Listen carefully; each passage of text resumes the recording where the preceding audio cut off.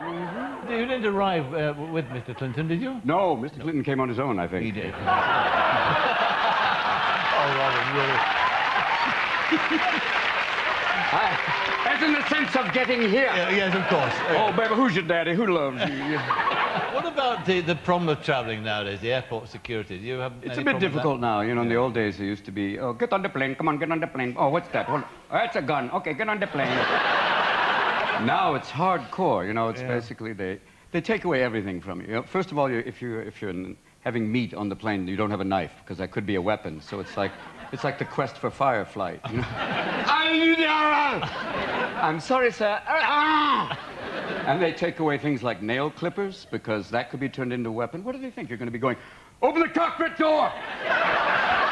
Or the bitch loses a hangnail. Come on. It's, you know, they had... You all right, Coach? It's all right. Oh, dear God. And I grew up, you know, I live in San Francisco, so when you go through the metal detector, there are some pierced people there. You know? Take out your keys. Oh, tip of the iceberg. You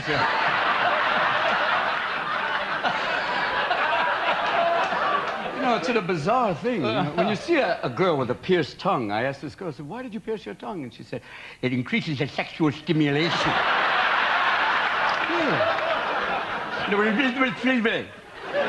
That's all right, my darling. Don't be afraid. Something simple. But the security is tight now. It's a bizarre thing. And we now have, you know, the Office of Homeland Security, which is, you know... What's that? Well, it's basically in America, it's to watch over and warn us when things bad are going to happen. Because every so often, Rumsfeld comes out and goes, I don't know where. I don't know when. But something awful is going to happen. That's all for today. No further questions. It's like, what is it, the Central Intuitive Agency? I'm getting a feeling of a man wearing a shoe that hisses.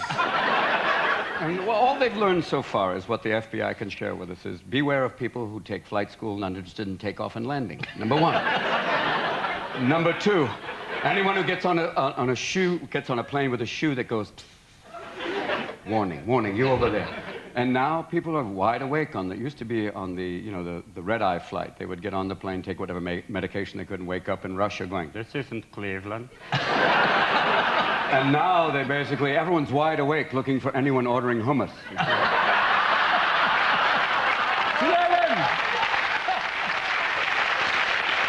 You know, and they have, you know, this thing of, they say there's no racial profiling, but... No.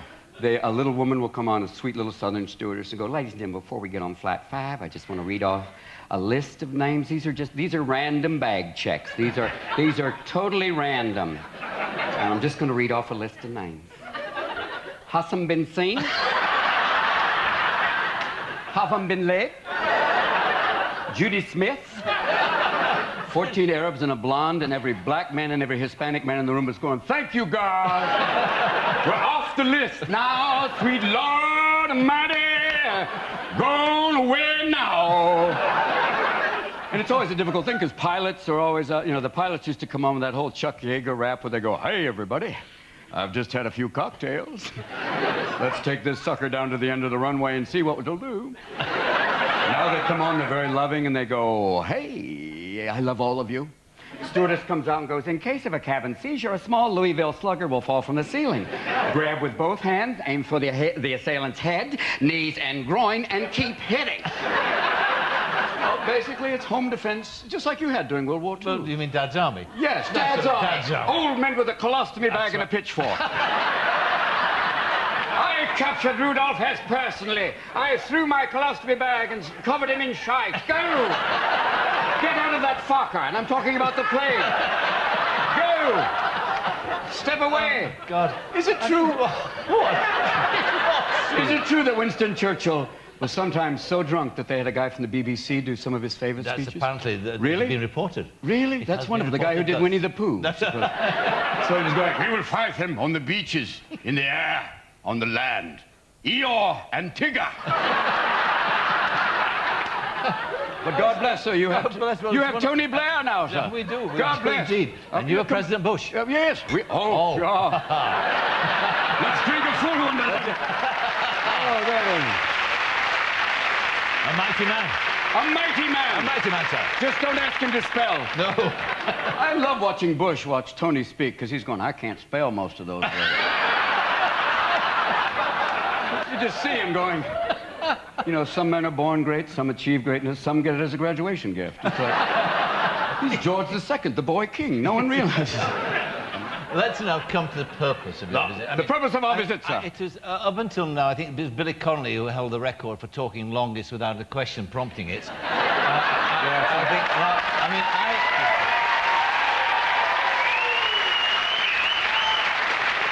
And Just a stimulus, sir. And knowing that the two of you are great friends, I wonder who stops talking first. Oh, it's difficult to know, you know. Hey.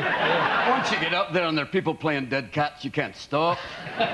For me, I get up there with him and it's wild because he just goes. He'll tell you stories about, what are you doing, yeah, right?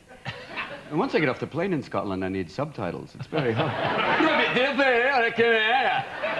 What?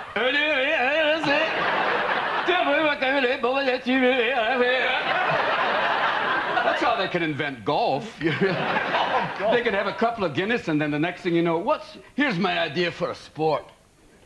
I knock a ball into a gopher hole. Oh, you mean like pool? No, forget pool. That was a straight stick. A little broken stick. I whack a ball into a gopher hole. Oh, you mean like croquet? Ah, no, not croquet. That's a pussy sport. I put the hole hundreds of yards away. Oh, kind of like a bowling alley. Oh, no way! I put shit in the way. I put stuff in the way like trees and bushes.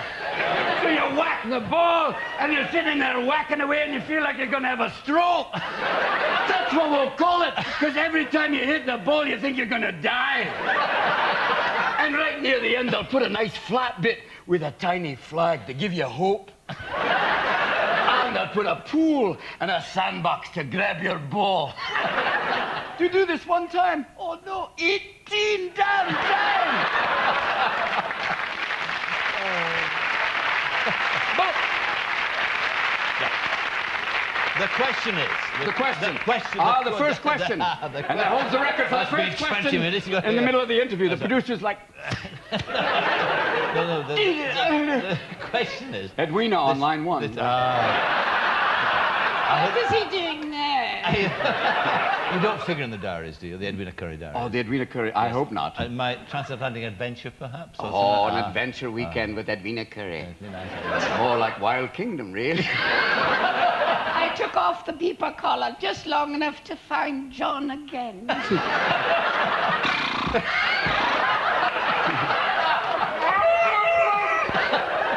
the dogs out. We'll find her. Come on, boy.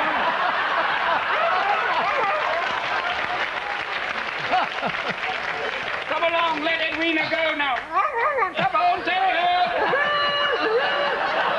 Even Prince Charles is going, it's all right. We'll find her by Tuesday. And there's Bill going, call me. Come on, don't be afraid. No, but the question is... Yes, sir. We'll see if you can get to it by the end. We'll see. The question is... No, this, we see this wonderful manic stand-up performer there, with this sort of extraordinary flow of laughter. And then in the film that you're playing now, 1 Hour Photo, you're this very silent man. You're totally, utterly bland. Yes. And faceless almost. Yeah, that was the purpose, to actually do the exact opposite of what you've just seen. And you managed it incredibly well. Yeah, I think because I could do what I've just done and what I do on stage and have all of that energy and then let all of that go and be this man, like you said, who is almost faceless, who's so bland that he lives vicariously through other people's photographs. And that's why I did it, to be in a movie that's kind of so unsettling. Because of that stillness, I think, and it takes people by surprise, which is good. It's a very sinister film. Yes, but it in the end, we can't talk about the ending of it, but it's on many levels. It's not quite what you expect. Yeah, it always takes strange turns where you think, oh, no, he's that, and you go, oh, no, it's something else. And even the very end, which people think, oh, don't, and then it takes another turn. Exactly, the ending's brilliant. Yeah, it keeps you always going. It takes you one way and always takes another turn, which is good. That's why I loved it when I read it. And when I saw the videos, Mark Romanek was a video director. And in videos, he had done so many different things visually. I went, I've got to do this movie because it combines both. the visuals and this great script, I went, this is, really interesting work. Well, in it then, you play Si, who was the guy at the 1 hour photo counter. Yeah, the man who basically sees the pictures of, you in the thong. Not you. Not me. That's a lovely picture, though. It is. I like the one in the chaps better. But, it is that he basically develops people's pictures, and he's been kind of fascinated with this one family. Like the In-Style poster family. Beautiful husband and wife and a child and a beautiful house. Everything that's a total opposite of what his life is. And, that's kind of And then his the fantasy goes to a degree where he imagines that he's their uncle, and he imagines he can walk into their house. Yeah, that which he's is basically part of their family. Which is this sequence now. Right.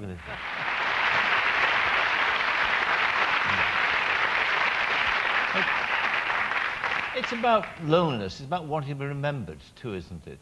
Well, the thing there's a great line in the movie where it says, with family pictures, it's that someone cared enough about me to take my picture. I exist, and it's a moment in time, a happy moment. Very few times you take pictures of Uncle Pete going, It's that moment where you really do, especially when you look at old photographs. Most of the time, like when we were at the flea market in the movie, we take all these old pictures, and these are people who are gone, but there's a moment of them smiling, and a moment of, just a brief captured moment of They're happiness. incredibly nostalgic, aren't they? And yeah, very bizarre. when you strange do a ones. character like that, and you made what, 40 movies now, haven't you? Something Oh, like that. but I don't remember now. It It's is about like, 40.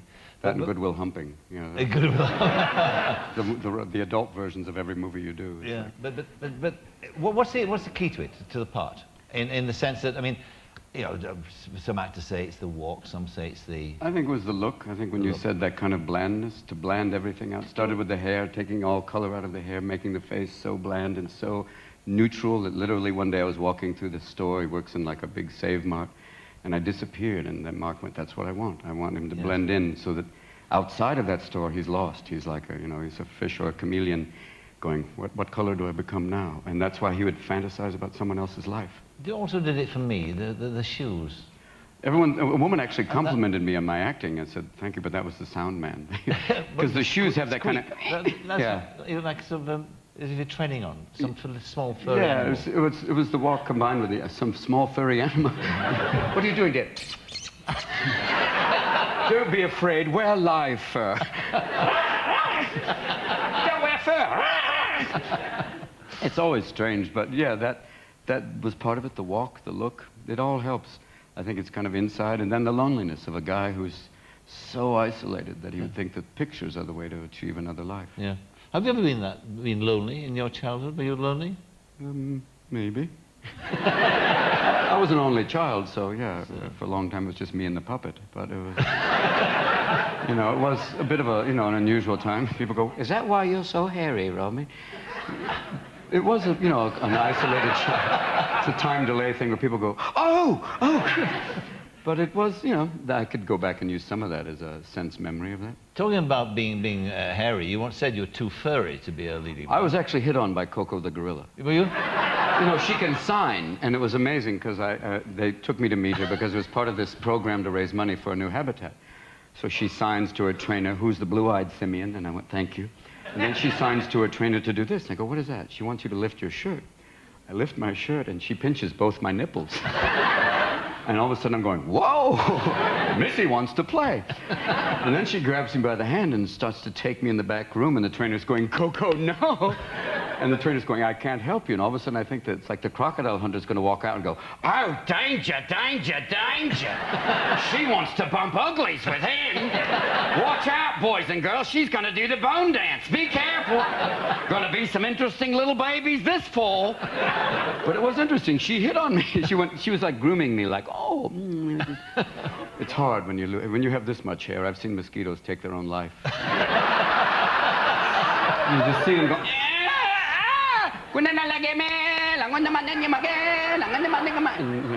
hard day. Where did this humour come from? Somebody must have described your performance as being Tourettic. Yeah, voluntary Tourette's, which is Tourette's. It is a bit like that. I mean, there is that thing where I'll cross over the line sometimes. Obviously, today I did, but then you had that look like, oh, do stop. I know what you No, I know, but there was that look like, oh, will we be getting to the question soon? But it is that thing of where you go off on things And sometimes you'll see a moment, you go, oh, and you'll just pursue it, and it's like a little bit like possession. And it happens once in a while. But where's it, the moment just comes, there's nothing pre-planned or anything? No, I mean, like today, there's a couple of... sequential. Yeah, sequential, or it's actually more like a fractal, but then we're getting, even Stephen Hawking's going, don't go there now. I called his house one day, hello, this is Stephen Hawking. Yes, I'd like to leave a message. No, this is Stephen Hawking. But it is that idea that it's just kind of, if A, then two. You know, you kind of, you jumpstart and go to different places, usually from some weird synapse firing. I watched your last Broadway show, which was in July, live on Broadway, which has been recorded for HBO. I mean, that was a truly astonishing performance. Because, I mean, for 2 hours, I mean, you stand there, you seem to have there's no script, there's no prompt, there's nothing. No, you can't really. But you don't tell long anecdotes either. I mean, it's all quick fire stuff. Yeah, You become 1,000 different people. Because that was how I started off. I started off in a club where usually you start off performing in bars where you can't really take time because people go, hey, and it's, what are you doing now? And those are usually people who own the club. So I started to develop a style that was just very much like, synaptic, quick firing, moving, so they never really had a chance to lock on as a target. And then it started to develop as being this kind of idea of taking an idea and going with it and then breaking away. And that's been kind of the style. So it is extemporized to that extent that you... Yeah, it starts off, usually the first 5 minutes are like kind of getting, especially when different cities, I would start off talking about the city and then go off from there.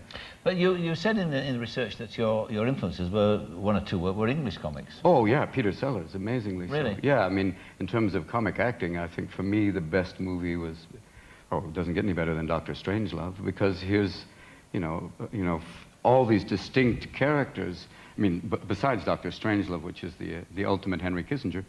But I never understood that movie till now. Hi, Mr. Kissinger, I've seen all of your bombs. Could you sign them? But it's the idea of him and all of those characters, for me, was the best. And, I one of the few people in America who had copies of The Goon Show. Really? Oh, and Natty, how did you get across that lake? I walked across those stones. Those aren't stones, those are alligators. I wonder why my legs were getting shorter. It's like, that's an explosion that can only be heard by an idiot. What was that noise? Those are the things I kind of grew up with, and Jonathan Winters, but, those are my influences. And Peter Cook and Dudley Moore. Are you influenced by them, were you, as well? Oh, yeah, and, Derek and Clive, but we can't talk about that. No, we can't talk about Not without rubber wrapping. But, those were great comics. You also played the clubs there, too, didn't you? Oh, yeah, I played in London, which was great, the comic strip, the Comedy Store. I don't know if there is a comic strip. No, Robin, wrong. But, and then I played a club in Windsor. Lenny Henry said, come out and play Windsor, which was a great idea, till I walked on stage and, worst night of my comedy life. This is all you heard in the audience. It was, ladies and gentlemen, Robin Williams, and all you heard was... But don't you... Not even like, get off! It was just like this, like... And that's like that old thing where you see the comic where he's on stage, and I'm sweating more like Marlon Brando after Thai food. It's like... my lower track is going, should we release now, Robin? If you fart, you might get a laugh and get off stage. It was the most frightening night, but, it was good to have in the back of your memory. It was a great thing. What about the balance of your life now? I mean, do you feel you mainly do movies, of course, and you've got 3 out this year? Yeah, I think I'll continue to do films, hopefully. But do you feel you have to, every so often, get out and explode all this energy on stage? Yeah, I think... It's a must, is it? Yeah, I think now I did the last stand-up before this one was about 16 years ago, but I've realized that it's important to do, for me, as it's cheaper than therapy, number 1. And number 2, there's so much to talk about. You have a lot of things going on in the world. Just the Pope alone, when he's called it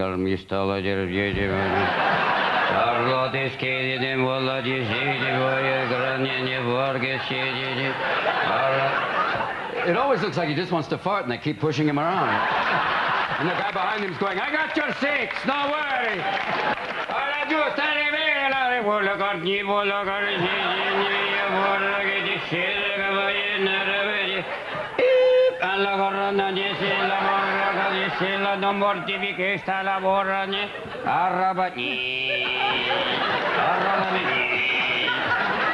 The Vatican Museum. Welcome to the history of the Vatican.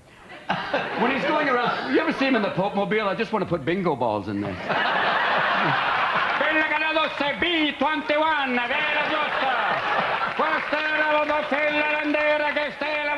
play ball. And he wears clothes that even Liberace would go, oh, play. What is this, ermine? You know, nice purse, hello, but it's on fire. I think there might be any Catholic viewers still watching. No? Yeah, no Catholic. I'll never go to Ireland.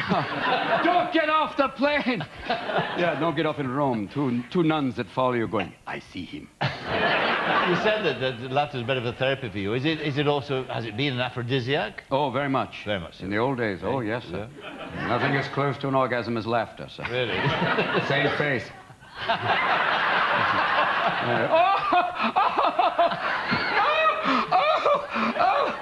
That's not funny.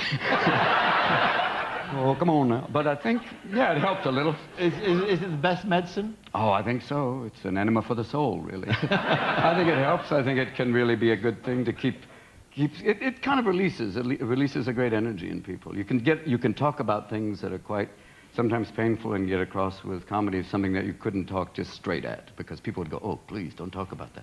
Especially now with what's going on. You know, we're considering every day, it's like George is going, we've got to go after Sodom. It's Sodom, Sodom. He tried to kill my father. Well, why don't you get a posse, Lumpy? Let's go. Come on, here we go. You know how, if you want to do an impression of his father, all you have to do is what you do is you take John Wayne and tighten his ass.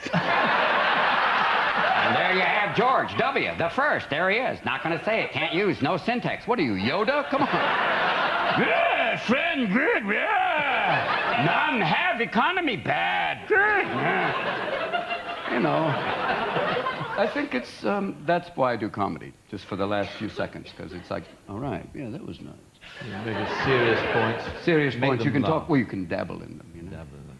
Robin Williams, thank you very much indeed. Mr. Parkinson, thank you, Robin sir. Williams. Thank you, sir. Oh, well, enjoyed that. Thank you, sir. Salute. Stephen coming out here? Oh, great. I know him for so long. That's the easy one. What? I forgot it. Look.